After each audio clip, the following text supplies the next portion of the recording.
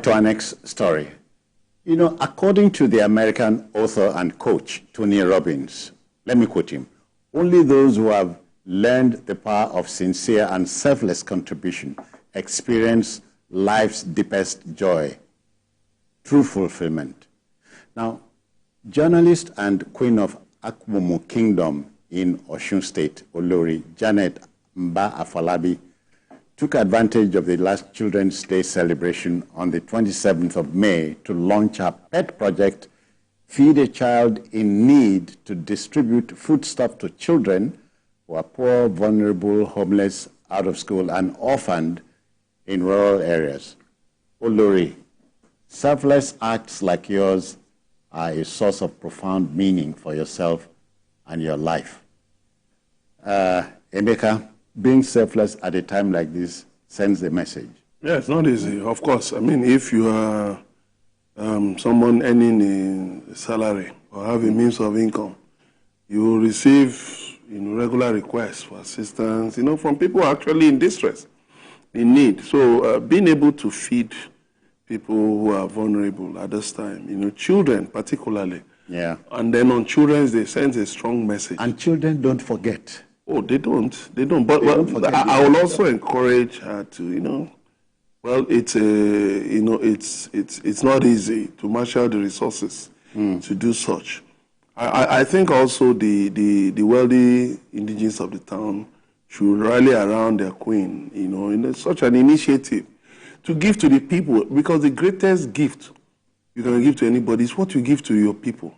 It's what you do for your people. It's not when you are in Lagos, Abuja, you build mansions and beautiful hotels and all of that, and your people don't even have a drop of your milk of humankind. You don't even have it. You have not achieved anything. You only just have the form of wealth, but you don't have that body of wealth. So they should rally around her, and maybe even other people, not necessarily from Apomu or even Osun State, who know that this journalist has, this lady has really done well. She has paid her dues in journalism.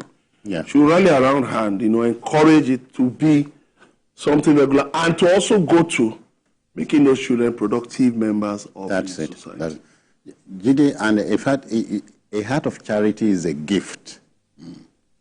To have that milk of kindness is a gift. Not everybody has it. Yes, there are many rich people, many stinkingly rich people who cannot show mercy.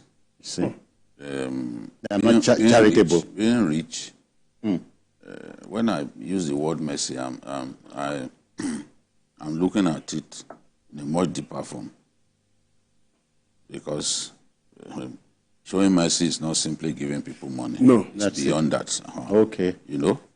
So the fact that you are rich does not translate to being kind. It does not translate to being selfless. It is not automatic that every rich man must have the heart of gold. Must have the heart to give, to bless people around him. Must have the heart to say, look, what is the point in being rich if the people around you are multidimensionally poor? That's it. I give credit to people like Bill Gates, because yes, they are rich, but you see them taking steps to try and spread joy. They are rich and they are reaching out. They are trying their best to spread joy beyond the continent of America. They go into Africa, to the farthest parts of the world. To make an impact. If you have so much, you have considerable means, and you lack the character to bless the people around you, to help people out of poverty, then you are poor. That's absolutely. You are poor. And it's unfortunate when I look at people in this country, rich people, who are reluctant to help people. They have so much money and they are still amassing wealth, believing that, maybe they believe that they have 2 lifetimes. But we've seen people who had all the money in the world, but they couldn't heal themselves of infirmities, and they died young.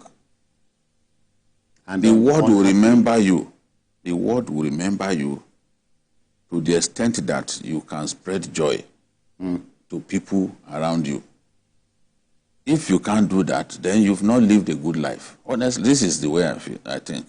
Yeah. If you cannot impact people around you, if you cannot show generosity to people, if you cannot bless people with the riches that it has pleased God to bless you with, then you've not lived a good life. You've not lived a fulfilled life. Then you are poor. And it will be easy for the world to forget you. A lot of people are doing charitable things today. They will live on in the hearts of people. Those notorious for putting themselves first at all times. Yes. People will remember them for the inglorious idiosyncrasies that they demonstrated while on earth. So those politicians stealing all the money that they can lay their hands on. Lawmakers who do not prioritize the welfare of the people. Lawmakers asking for money from people coming before them to present budget, to do this, to do that. You must always remember that there is a day when they will account. I know that a lot of people, when you say these things, they just dismiss it. They believe that there is not going to be that day when they will account for their terrible behavior on planet Earth. But those of us who believe in God, we know that that day will come. As the Yoruba would say, Olojon Kajo, Bene. the owner of the days, is counting those days. The days belong to him. So he's counting those days, and he decides when it is time to take you away.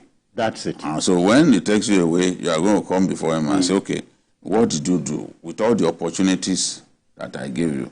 We must thank Olori, Janet Mba-Afolabi, because this is not the first time we are seeing her. Yeah. She's just one woman trying to make a difference in the community where she has found herself. Yeah. She was a very successful journalist, multiple award winner, and now married to a king.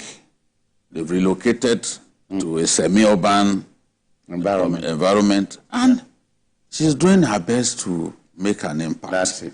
She will be remembered long after she's gone for all the good things that she's done. And I pray for her. That God will give her long life to continue to BKO and Emeka. Janet, Olori Janet Mba-Afolabi is my sister. Yes. Yes. So, oh, really? So let me say, Sosongo Olori, Sosongo Cheti. Thank you very kindly.